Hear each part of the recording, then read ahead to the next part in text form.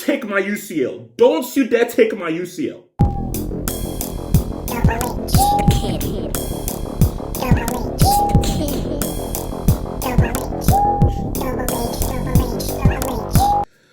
So, the Queen Lazy tax is officially over, and we are now entering the era of the Queen Charlie tax. The Queen Charlie tax is now fully 100% active. Sorry, the King Charlie tax.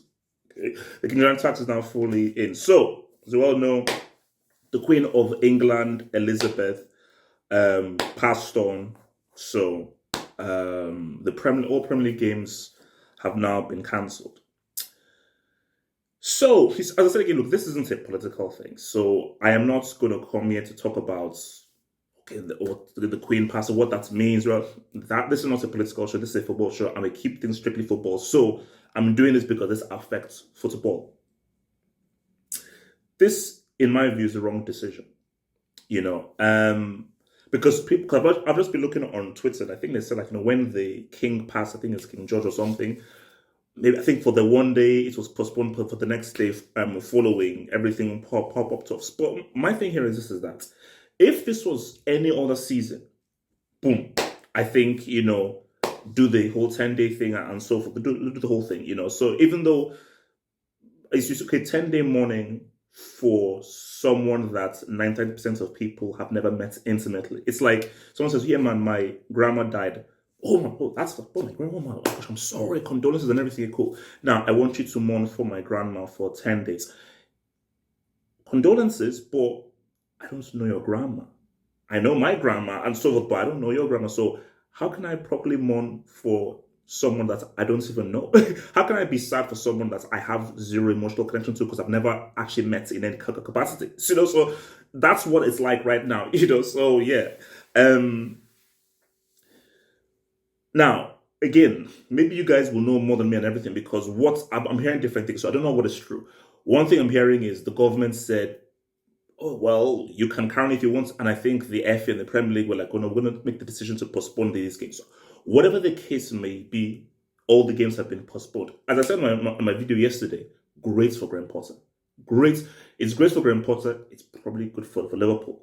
So for Graham Potter, it's like, wow, I've just been manager and I have a lot more time to work with this team. For Liverpool, after they got adopted in Naples, they're like, okay, look, I think maybe we need a little bit more time because it's too quick a turnover from that spanking in Naples. So for some teams, it's good just to have this little break, just to recharge the to recharge everything.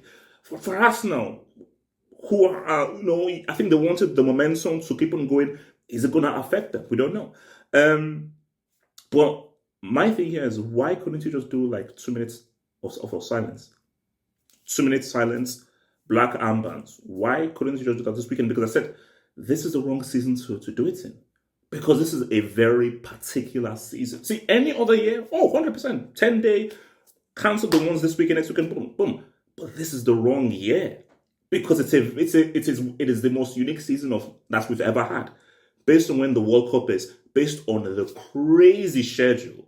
Which is why I was about to say, you can't fit in these games anytime from now till, let's say, if you include Karabuki games and FA Cup games. So I think it was someone on Twitter said to me that, no, this has to be played next year.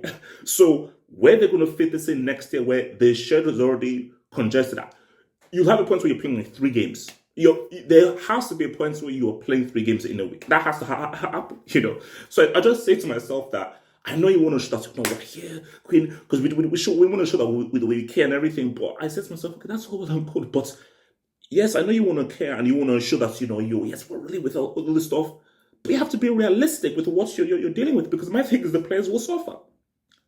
I get it. They get paid hundreds of thousands. Look how much they get paid and everything. They should play 7 days a week. They should play 12 days a week. I know. I get that. But they're still human beings. We are still like advanced machines. Even if you play a freaking billionaire too much, you probably injure them and mess them up. So you being rich doesn't negate your body breaking down, and we want to watch these players. We want to watch the best players play. We don't want them to be injured and fully physically exerted, that will mean that they can't play anymore or they can't perform at a high level because we pay money, we watch these games to them perform at a high level. You can't perform at a high level if you're playing 300 times a week. So, you know what it is. But as I said again, this is why I'm so glad I'm not an APL merchant, man. You know, because we have Cadiz against Barcelona. Shout out to boys Cadiz. Shout out to boys Cadiz. Serie is popping off as well. I think it's Milan against Sampdoria. Inter are popping off Roma play on Monday. I can finally watch some Bundesliga, which is always very hard to get in because it's always coincides with Chelsea or an EPL game. So there's still football to be watched and so forth. And yeah, man, and we're having another Modric conversation. He just turned 37 and he's still the best midfielder in the world. So we're having another Modric conversation. So yeah, so Saturday Hangouts, we'll talk about.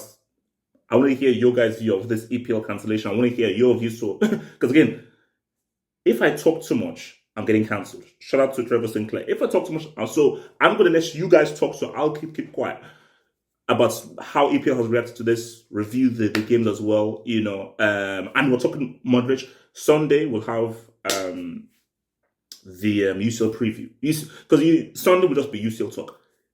Don't you dare postpone that UCL, because I'm fearful that, are they going to be like, okay, no football shown on like videos? Don't you, Premier League, okay, fine. Don't take my UCL. Don't you dare take my UCL.